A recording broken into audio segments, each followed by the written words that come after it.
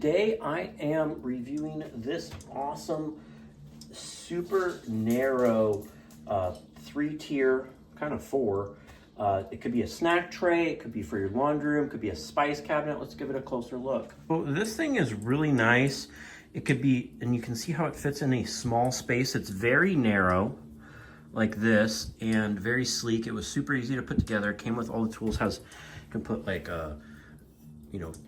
towels or whatever here. You have a couple little hooks you can change. Has this nice mesh.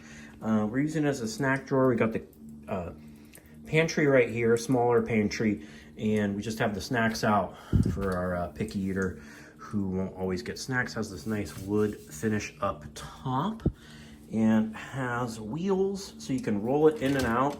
So this would be great in a laundry room. Wasn't right for our space, but I did see it advertised as such, that like you could put it in between like your washer and dryer and just have a bunch of stuff and roll it out.